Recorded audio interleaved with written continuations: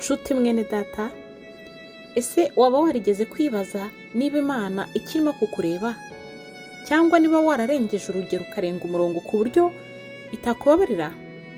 Se hari igihe wigeze wumva ko Imana yakuretse burundu? Watubwira muri komenti uko wowe witekerezaho, uko ubyibazaho. Reka turebere hamwe ubuhamya bw'umuvandimwe bw'uburyo nawe yiyumvaga naho byaje kumugeza. Murakaza neza kuri Alliance Stories, aha niho tubagezaho inkuru z'ukuri z'ubuzima bw'abantu bahinduwe na Yesu Kristo, ndetse n'ibikorwa yagiye akorera mu bantu n'ubuhamya butandukanye n'ubutumwa bwiza.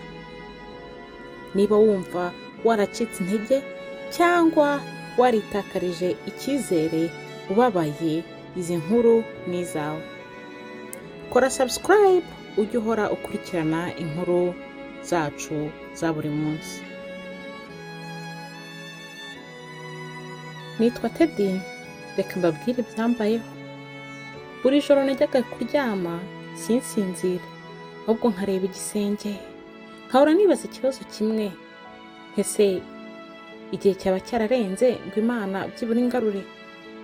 Nari narakoze ibintu ntigeze nibwira ko nzakora.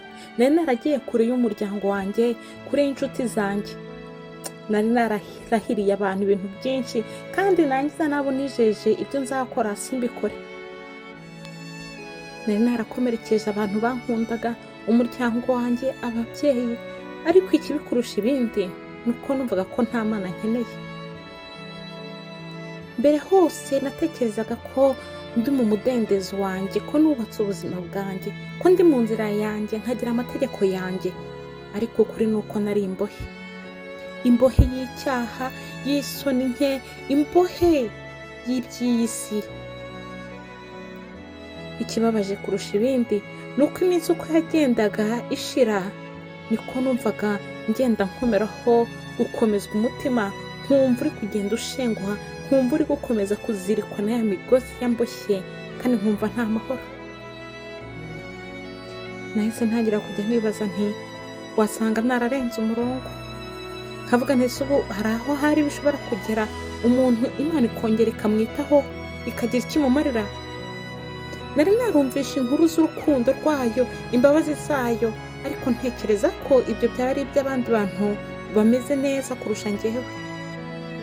Nkubwiye muri make, ubuzima bwanjye bwari ubw'inzoga, bwari ubw'itabi, bwari ubwo kwiyandarika. Nari narashize, ariko nkumva muri njye niho nakabaye mbonera amahoro. Ariko uko byakomezaga umunsi ku wundi, ngenda nunguka n'inshuti mbi, ariko nta mahoro nigeze ngira. Maze umunsi umwe nimugoroba nari ndi kugenda nsa n'utagera aho njya nerekeje mu mujyi, ariko numvaga urusaku. Numvaga muri njyewe isi yose yuzuye urusaku, nkumva nta mutuzo mfite. Nuko nibwo nicaye ku ntebe yari iri ku ruhande rw'umuhanda, nkumiriza nsa n'uwivugisha nti ariko Mana, niba ukiriho koko wanyereka ikimenyetso cy'uko nanjye utigeze untererana. Mu by'ukuri sinzi aho icyo gitekerezo cyavuye, sinzi nuko byaje ngo mbivuge.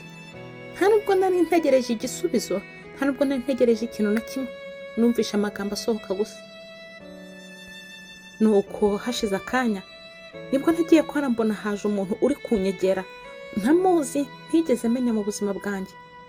Yarandebye, ndeba mu maso yanjye, arangije arambwira ati sinzi impamvu nanjye njaha, sinzi impamvu numva ngomba kukuvugisha, ariko numvishe ngomba kukubwira ko Imana ikigukunda. Amaze kumbwira mu magambo, numvishe ntazi ukuntu mbaye mu mubiri wanjye. Numva umutima wanjye utangiye kumpindukana, amaso yanjye atangira kuzura amarira. Ntangira kwibaza ikibazo nti ese Imana koko yaba ikinyibuka? None se niyo imuntumyeho? Nahise numva umutima umburira umbwira ngo ninsubire mu rugo. Ntangira gusubira mu rugo kuko aho nari ngiye kwerekeza hari habi. Ariko iryo joro ngaruka mu rugo, nafashe Bibiliya yanjye, yewe nakubwira ngo yari yarabaye umukungugu, ariko ndayifungura. Nibwo bwa mbere nari nyifunguye, kuko ni kado nari narahawe n'ababyeyi, ariko ntarajyaga nyikoresha. Nkiyifungura naguye ku magambo yo muri Yesaya igice cya 1 umurongo wa 18. Haranditse ngo nimuze tujye inama, ni ko Uwiteka avuga. Naho ibyaha byanyu byatukura nk'umuhemba birahinduka umweru bise na sheregi, naho byatukura tukutuku birahinduka nk'ubwoya bw'intama bwera.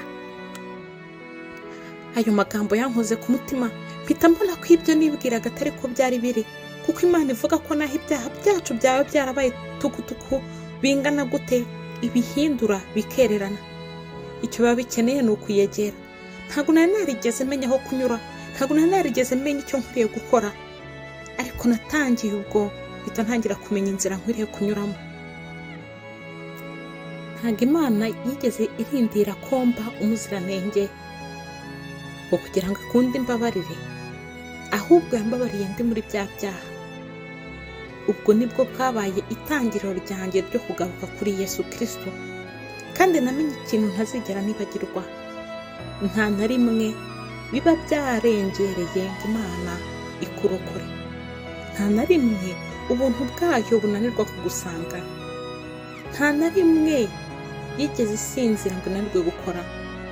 Nta na rimwe izabura kuguhindura mushya. Nshuti mwene data, niba waba uri kumva inkuru yanjye uyu munsi, nakubwira ngo iki kibazo ushobora kuba ukibaza, kuko nanjye nakibajije cyane, ariko ntabwo uri kure cyane ngo Imana ikureke. Imana yansanze mu gicuku cy'ijoro, kandi uyu munsi yarambabariye impa ukuboko kwayo.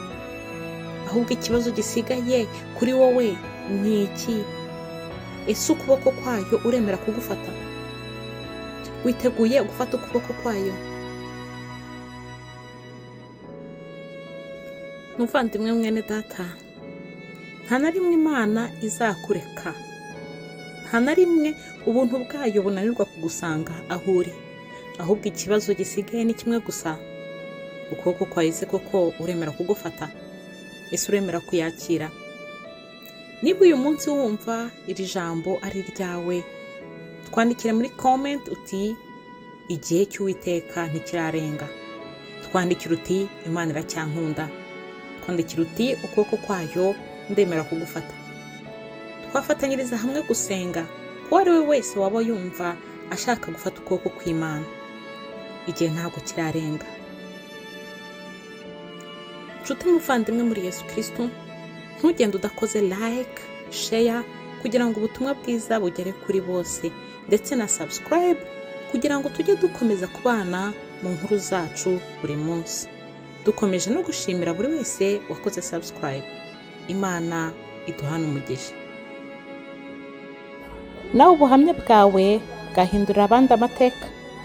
Niba wumva ushaka gutambutsa ubuhamya bwawe kandi ushaka guhamya Yesu Kristo, watwandikira kuri email maze tugakomereza kumvira hamwe ubutumwa bwiza.